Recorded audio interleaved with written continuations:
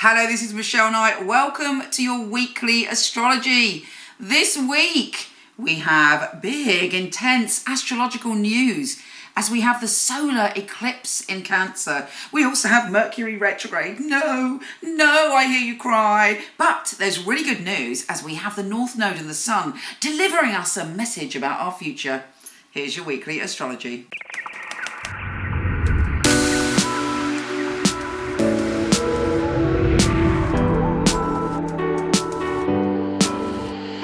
Hey Aquarius, your past 6 months may have been dealing with a lot of practical things. Changing your routine, well, all of our routines has been shaken up. Looking at your patterns, looking at your health and well-being and how healthy you are. I mean, being locked up in this pandemic, whether it was, whatever country you were in, whatever level it was, it's given us time to really reflect on who we are and our lifestyle. So some people have tipped into being naughty for the past few months, and other people have oddly become much more aware on addressing sort of personal habits and personal behaviour to transform.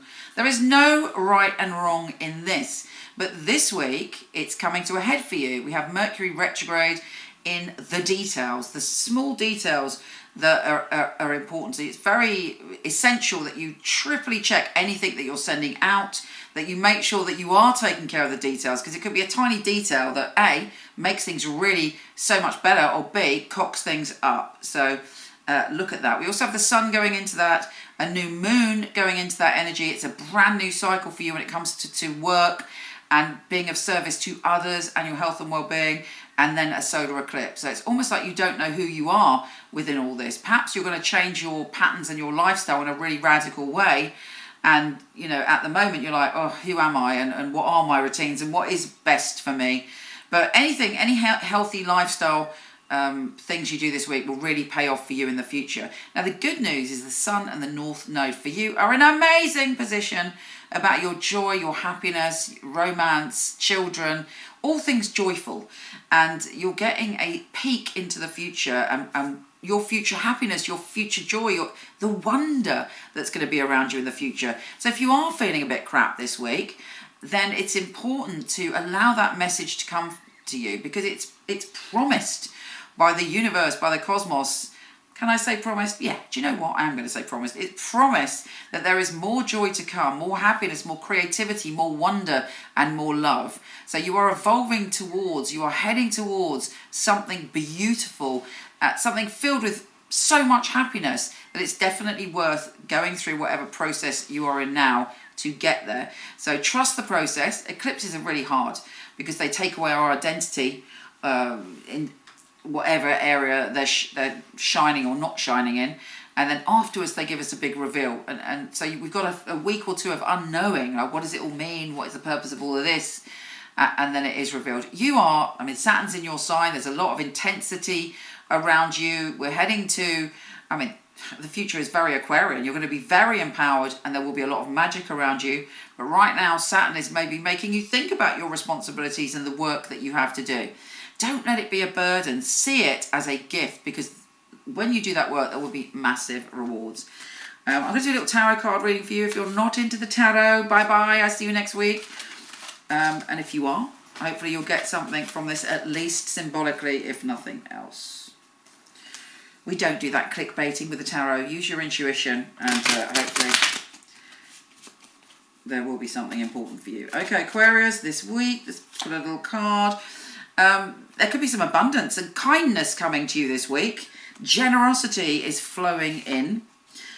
You might be feeling a little bit more prickly than usual. Your child within, the Page of Swords, may be coming out. There's a little prickle. And you might be feeling that you need to take time to think about things. Take the time if you need to take the time. That is the sort of energy around you this week. But don't forget, your inner light is always shining. Listen to it. Don't lose your own light.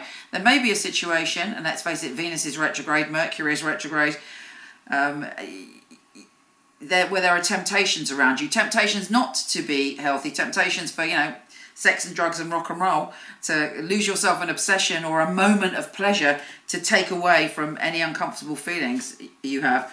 We all do that, by the way, at certain times. There's also an opportunity there, so make sure you're not overindulging to the point where you're not experiencing things around you. Someone's making you an offer. It could even be a contract. Of course, never sign a contract with Mercury retrograde if you can avoid it. If there's someone that has been bothering you and you felt there is an injustice and that's chewing away at your energy, there should be a resolution to that this week, and you feel that there is like, oh, you know, you feel so pleased that you've dealt with it. Take care, gorgeous, and I'll speak to you soon.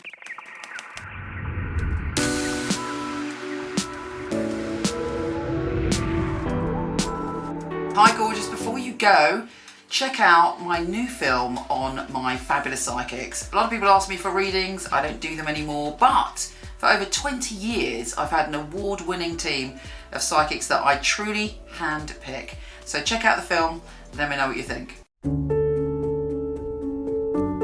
The purpose of a reading, I feel, is very much to inspire people and to empower people. It's about hope. It's about guidance.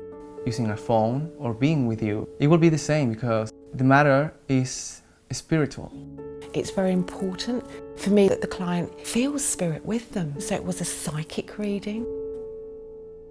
I don't remember the readings right after because it's not myself giving that, it's actually coming from spirit. And it is a bit like a three-way conversation. I've got the person on the phone, I've got me, and I've got another voice that's telling me things. I even shock myself, things that I come up with, and I think, how did I get that? I'm channeling messages only for one purpose, to help people.